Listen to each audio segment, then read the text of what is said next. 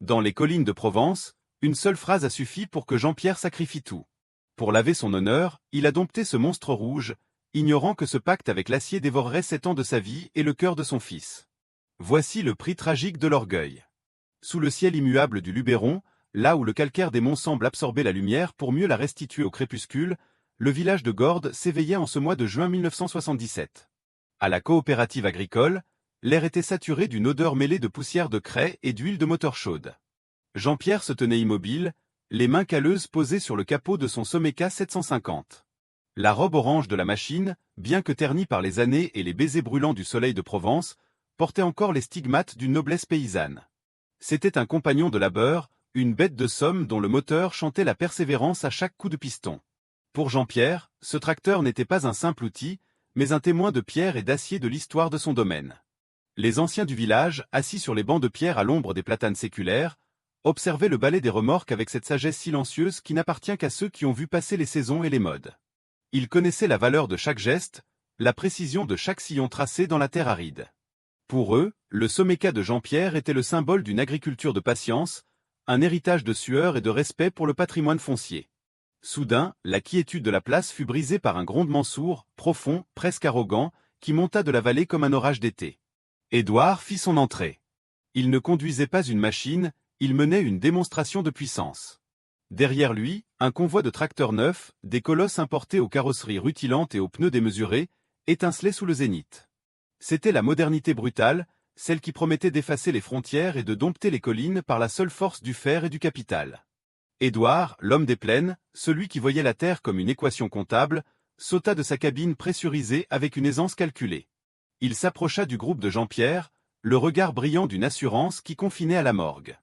Il s'arrêta devant le Someca 750, ajusta sa casquette de drap fin, et laissa planer un silence pesant avant de prendre la parole, la voix assez haute pour que chaque homme présent puisse l'entendre clairement. « Dites-moi, Jean-Pierre, les archives du patrimoine vous ont-elles enfin donné l'autorisation de sortir cette relique aujourd'hui ? On ne cultive plus la lavande avec des souvenirs, mon ami. Le monde avance à grands pas, et votre ferraille semble s'être figée dans le siècle dernier. Un homme de votre rang devrait savoir que le prestige se mesure à la taille de son attelage, et non à l'ancienneté de ses outils. » Un rire sec, dépourvu de toute fraternité, s'échappa de sa gorge. Les anciens détournèrent les yeux, mal à l'aise face à cette impolitesse qui bafouait le respect sacré dû au travail de la terre. Jean-Pierre ne répondit pas immédiatement. Il sentit une chaleur glaciale, un feu de froid, naître dans ses entrailles et se propager dans ses veines. Ce n'était pas l'insulte envers la machine qui le brûlait, mais le mépris flagrant pour une lignée, pour une manière d'exister au milieu des vignes et des oliviers. Son regard croisa celui d'Édouard, et dans cet échange silencieux, un pacte de sang et de fer fut scellé. Une flamme invisible venait de s'allumer dans les yeux du maître de la lavande, une étincelle de fierté blessée qui, le savait déjà, allait dévorer son repos et sa fortune pour les 7 hivers à venir. Le vent de la vallée du Rhône soufflait avec une vigueur inhabituelle ce matin-là, balayant la poussière des faubourgs d'Avignon pour l'écraser contre les vitrines de la concession Fiat Agri.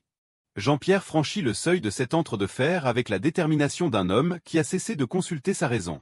L'air y était lourd, saturé de l'odeur entêtante du caoutchouc neuf et de la peinture fraîchement séchée, un parfum industriel qui contrastait violemment avec les effluves de thym et de romarin de ces collines. Au fond de l'atelier, trônait le Léviathan. Le Fiat 1300 d'été n'était pas un simple tracteur, c'était un monument d'arrogance mécanique. Sa silhouette massive, d'un rouge écarlate presque provoquant, dominait les autres machines avec une autorité naturelle. Ses roues arrière, d'une circonférence herculéenne, semblaient prêtes à broyer la roche même du Luberon pour en faire du sable. Sous le capot immense, le moteur 6 cylindres de 7 litres de cylindrée dormait, tel un faux vancage, attendant l'étincelle qui libérerait ses 150 chevaux de puissance brute. Monsieur Marius, le vieux mécanicien au visage buriné par 40 ans de cambouis et de bon sens, s'approcha de Jean-Pierre. Il essuya ses mains sur un chiffon graisseux, son regard d'expert scrutant l'agriculteur avec une inquiétude paternelle. « Jean-Pierre, écoutez-moi. Cette machine est faite pour les plaines céréalières du Nord ou les vastes domaines de l'Italie. Pour vos terrasses de pierre et vos rangs de lavande détroits, c'est un éléphant dans une verrerie. Le Someca que vous possédez a l'agilité nécessaire pour nos vallons. Le 1300 d'été va vous coûter une fortune en entretien, et son poids risque de tasser vos sols jusqu'à l'asphyxie. Sans parler du prix, c'est une folie pour une exploitation de votre taille. » Jean-Pierre fixa le regard du mécanicien, mais il ne vit pas l'homme devant lui. Il revoyait le sourire moqueur d'Édouard sur la place de Gordes. Il entendait encore l'écho de ce rire qui l'avait dépouillé de sa dignité devant les anciens. Sa voix, lorsqu'il répondit, était basse et dénuée de toute émotion, une sentence irrévocable. Le temps de la mesure est révolu, Marius. Je n'ai pas besoin d'un conseil, j'ai besoin de ce moteur. Je veux que chaque coup de piston de ce géant résonne jusqu'au fond de la vallée d'en face. Préparez les papiers. Le bureau du concessionnaire devint alors le théâtre d'un sacrifice silencieux. Sur la table de bois sombre, les documents s'étalaient comme les feuillets d'un grimoire funeste. Le montant de l'échéancier était vertigineux, une somme qui représentait la valeur totale de la distillerie ancestrale, ce bâtiment de pierre sèche où son père et son grand-père avant lui avaient transformé l'or bleu des collines en essence pure. En signant ce contrat, Jean-Pierre n'achetait pas seulement du fer. Il engageait l'âme de son domaine, pariant la sueur des générations passées contre un instant de triomphe mécanique. L'encre de sa signature sécha sur le papier, marquant le début d'un exil intérieur, tandis que l'ombre du géant rouge s'allongeait déjà sur son destin. L'aube se levait sur les contreforts du Luberon, baignant les murs de pierre sèche d'une clarté de nacre, quand le rugissement d'un convoi exceptionnel déchira le silence sacré de la vallée. Le porte-char, chargé d'un poids qui faisait gémir ses essieux, manœuvrait avec peine dans les ruelles étroites de Gordes, avant de s'immobiliser sur la place du village. Là, tel un dieu de fer déposé sur un autel de poussière, le Fiat 1300 d'été apparut aux yeux de tous. Sa livrée rouge, d'une intensité presque violente sous le premier soleil, semblait un défi lancé à la grisaille des rochers. C'était une masse de puissance brute, un enchevêtrement de pistons et d'engrenages dont la seule vue imposait une révérence forcée. Les hommes du village, les mains enfoncées dans les poches de leurs bleus de travail, s'étaient rassemblés sans mot dire. Il n'y avait ni acclamation ni murmure, seulement une sidération pesante. Les anciens, dont les regards avaient jadis jaugé des attelages de bœuf et des premières mécaniques d'après-guerre, observaient ce monstre avec une méfiance instinctive. Pour eux, l'équilibre entre l'homme et sa terre venait de se rompre. Jean-Pierre, debout au pied de la rampe de déchargement, sentait son cœur battre au rythme des vibrations du plateau. Lorsqu'il prit enfin place dans la cabine haute, dominant la foule et les toits de tuiles romaines, un vertige de puissance le saisit. À cet instant précis, il ne voyait plus la pente des collines, mais un royaume à conquérir. Il se sentait le maître incontesté de l'horizon, l'égal des plus grands propriétaires de la plaine. Cependant, la superbe du jour ne survécut pas au silence de la nuit. Quelques heures plus tard, retiré dans la solitude de son atelier à la lueur vacillante d'une lampe à pétrole, Jean-Pierre s'installa devant son établi de chêne. Devant lui, les documents de la banque s'étalaient, froids et implacables comme une lame de guillotine. Le tableau des échéances, avec ses colonnes de chiffres noirs, semblait s'animer sous ses yeux fatigués. Chaque mensualité représentait un sacrifice, une part de l'héritage qui s'évaporait avant même d'avoir été récoltée. Le ronronnement héroïque du moteur, qu'il avait grisé l'après-midi même, n'était plus qu'un écho lointain. En regardant par la fenêtre la silhouette massive du géant rouge qui sommeillait sous le hangar, Jean-Pierre ne vit plus un trophée de victoire. Il vit une enclume de métal dont le poids, invisible mais écrasant, commençait déjà à peser sur ses épaules, compressant sa poitrine dans l'obscurité de la Provence. Le Mistral s'était levé avec une fureur biblique, balayant les plateaux de Vaucluse d'un souffle glacé qui semblait vouloir arracher jusqu'à la racine des oliviers centenaires. Dans ce tumulte élémentaire, une autre tempête, plus sombre et plus mécanique, s'apprêtait à déferler sur les pentes du Luberon. C'était l'heure de la récolte, le moment où le bleu profond de la lavande devait être sacrifié à la faucille d'acier. Jean-Pierre, enfermé dans la cabine de son Fiat 1300 d'été, s'élança à l'assaut des restants escarpés. Là où les Someca de jadis peinaient et où les machines modernes d'Édouard n'osaient s'aventurer de peur de basculer, le géant rouge avançait avec une arrogance impériale. Le rugissement du moteur 6 cylindres n'était plus un simple bruit de travail, c'était une proclamation acoustique. À chaque montée, à chaque virage serré sur le sol pierreux et instable, Jean-Pierre poussait le levier de vitesse pour que le hurlement de l'échappement s'élève plus haut encore, porté par le Mistral jusqu'au creux de la vallée où résidait son rival. Il voulait que chaque habitant de Gordes, que chaque paysan courbé sur sa terre, sache que la puissance avait changé de camp. La machine répondait avec une précision chirurgicale, dévorant les rangs de lavande avec une efficacité qui confinait à la perfection. La sueur perlait sur le front de Jean-Pierre, mais son regard restait fixé sur l'horizon, cherchant dans le lointain la silhouette des terres d'Édouard pour mieux savourer son triomphe. Pourtant, au milieu de cette symphonie d'acier et de puissance, quelque chose de précieux commençait à s'étioler. Jadis, lors des moissons avec son vieux Someca, Jean-Pierre écoutait le chant des cigales qui s'éteignaient au passage du tracteur, il percevait le craquement de la terre sous les pneus et le murmure du vent dans les aires hautes. Il y avait une conversation entre l'homme, l'animal mécanique et la nature. Désormais, isolé derrière les vitres épaisses de sa cabine pressurisée, Il n'entendait plus que le rythme binaire et obsédant des pistons. Le silence sacré de la Provence, ce silence qui porte en lui la mémoire des ancêtres et la respiration du sol, lui était devenu inaccessible. Il était le maître de la puissance, certes, mais il devenait l'esclave du vacarme, perdant peu à peu ce lien invisible qui fait d'un paysan le gardien de son patrimoine. Le fiat était infaillible, mais dans cette infaillibilité, Jean-Pierre commençait à oublier le langage secret de la terre qu'il prétendait dominer. L'automne s'installa sur le Luberon avec une mélancolie de plomb. Ce qui devait être la consécration du domaine devint le théâtre d'une lutte sourde contre l'invisible. Le marché de la lavande, autrefois pilier de la prospérité provençale, vacilla sous les vents contraires de la spéculation mondiale. À Grasse, les courtiers baissaient les yeux devant les producteurs. Le prix de l'essence, cet or bleu si chèrement acquis, s'effondra comme les feuilles sèches des chênes truffiers. Mais si la valeur du travail de Jean-Pierre s'étiolait, la rigueur de l'échéancier bancaire, elle, demeurait gravée dans l'acier. Les intérêts ne connaissaient ni la sécheresse ni l'abondance. Pour le maître de la lavande, chaque lever de soleil n'était plus une promesse, mais un décompte. Jean-Pierre s'imposa alors une ascèse que même les moines de l'abbaye de Sénanque auraient trouvée rude. Il commença par rayer de sa vie tout ce qui n'était pas essentiel à la survie du domaine et du géant rouge. Le dimanche, la place du village de Gordes ne vit plus la silhouette droite de Jean-Pierre. Il cessa de fréquenter le marché, ce lieu sacré de la parole et de la fraternité paysanne, de peur que son regard ne trahisse la détresse de son compte en banque. Il ne voulait pas offrir à Édouard le spectacle de sa chute. Il devint une ombre, un homme du secret qui ne quittait ses terres que pour l'indispensable.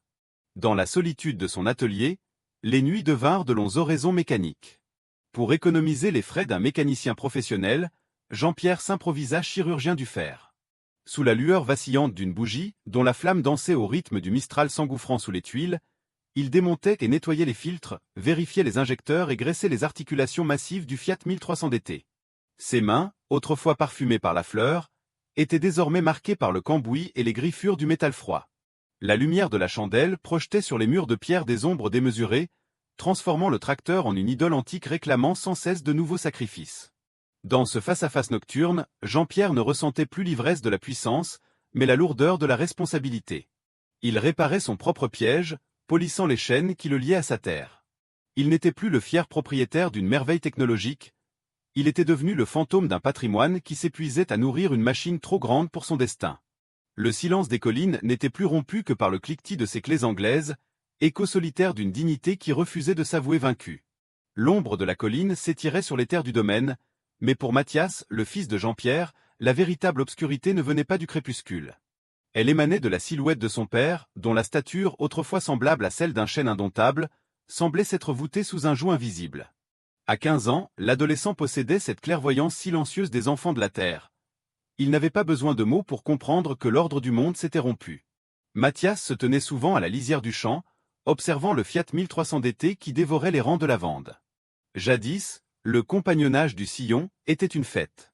Avec le vieux Someka, Jean-Pierre s'arrêtait fréquemment, descendait de son siège pour montrer à son fils la texture d'une motte de terre ou pour écouter ensemble le souffle du vent dans les chênes verts. Il y avait une transmission, un murmure de savoir-faire qui coulait du père vers le fils. Aujourd'hui, cette fraternité s'était muée en un silence de plomb. Jean-Pierre était devenu un prisonnier volontaire dans sa citadelle de verre et d'acier, les yeux rivés sur ses compteurs comme si sa vie entière en dépendait. Pour Mathias, le géant rouge n'était plus l'instrument du progrès que son père avait inventé. Il lui apparaissait comme un prédateur insatiable, un ogre de fer tapis sous le hangar.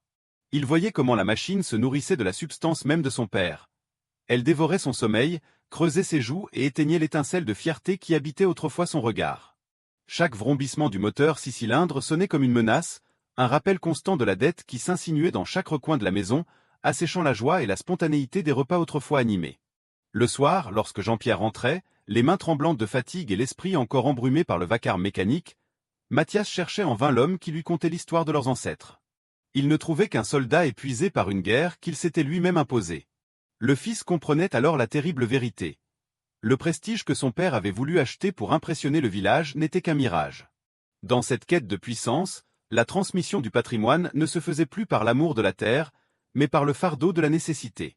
Le lien sacré du sillon s'était distendu, laissant place à une amertume silencieuse sous le ciel immuable de la Provence. L'hiver s'abattit sur le plateau de Vaucluse avec la rigueur d'une sentence sans appel. Le Mistral, ce vent souverain et cruel, hurlait entre les dentelles de pierre des monts du Luberon, transformant chaque rafale en une lame glacée qui s'insinuait sous les tuiles et dans les cœurs. Pour Jean-Pierre, la saison du repos n'était plus qu'un souvenir d'une époque révolue. Les échéances de la banque, froides et implacables comme le givre qui recouvrait les vignes, l'obligeaient à transformer son triomphe mécanique en un gagne-pain de forçat. Pour sauver le domaine et l'honneur du nom, il devint un nomade du fer, louant la puissance de son Fiat 1300 DT aux voisins dont les terres, durcies par le gel, défiaient les attelages ordinaires. Dès l'aube, alors que le monde n'était qu'un camailleux de gris et de blanc cassé, Jean-Pierre s'enfonçait dans la solitude de sa cabine. Le moteur 6 cylindres s'ébrouait dans un nuage de fumée bleutée avant de stabiliser son rythme, un vrombissement profond qui devenait l'unique battement de cœur audible dans la désolation hivernale. Aux confins des communes de Gordes et de Beaugneux, il s'attaquait à des sols que personne n'aurait osé retourner avant le printemps. Le soc de la charrue, forgé dans un acier d'élite, mordait la croûte gelée avec un cri de métal supplicié. Sous la poussée herculéenne du géant rouge, la terre se soulevait en motte massive, exhalant une vapeur d'outre-tombe qui se dissipait instantanément dans l'air vif. Le travail était éreintant, une lutte de chaque seconde contre l'adhérence précaire et la fatigue qui engourdissaient les membres. Jean-Pierre passait des journées entières, le regard fixe, les mains crispées sur le volant, sentant les vibrations de la mécanique remonter le long de sa colonne vertébrale. Cette vibration était devenue sa seule confidente, un langage binaire qui lui narrait l'effort des pistons et la tension des engrenages. Isolé de ses frères de terre, il ne voyait les autres paysans que de loin, silhouette emmitouflée qui observait, avec un mélange d'admiration et de pitié, ce colosse de fer déchiré l'hiver. Dans cette communion forcée avec la machine, Jean-Pierre ne luttait plus seulement contre la pauvreté, mais contre l'oubli de lui-même, cherchant dans chaque sillon la preuve que son sacrifice avait encore un sens.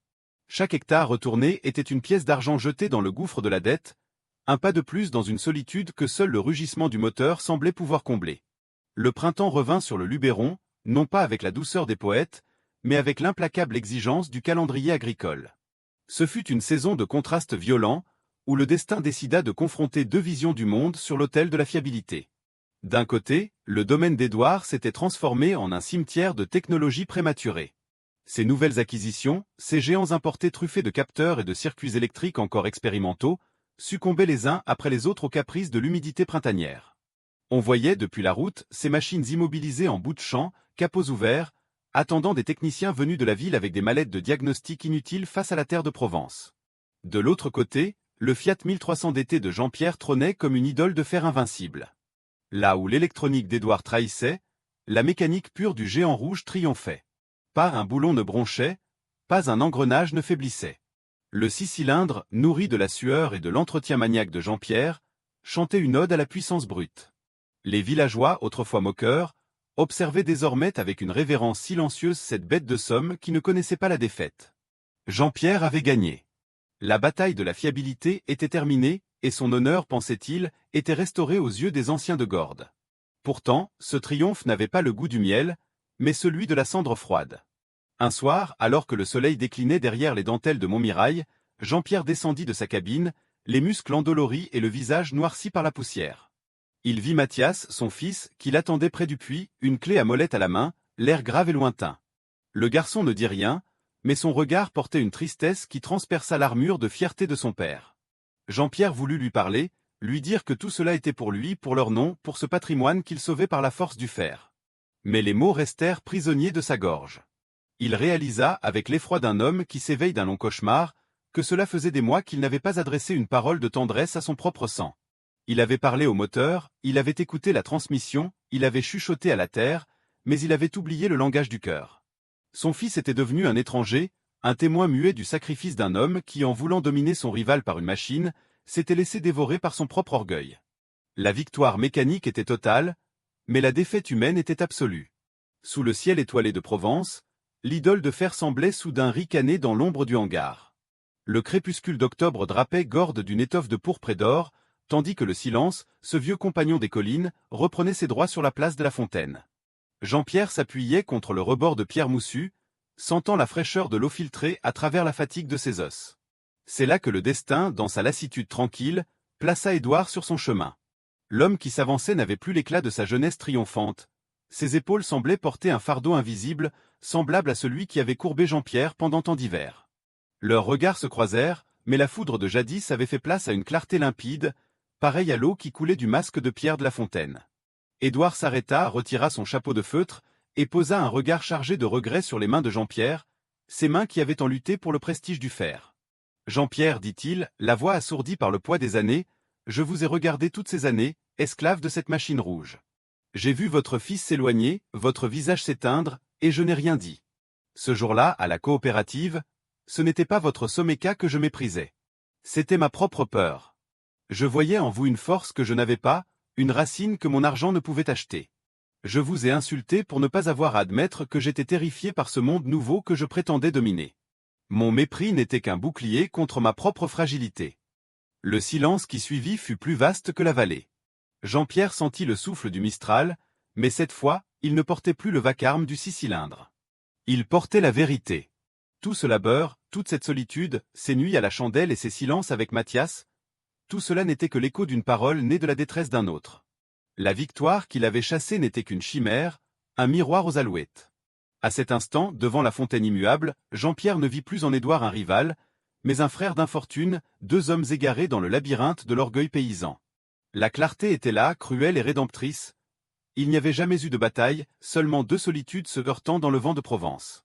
Le dernier document de la banque arriva par un matin de gel blanc, une simple feuille de papier dont la légèreté contrastait avec le poids de plomb qu'elle avait imposé à son âme pendant cette année.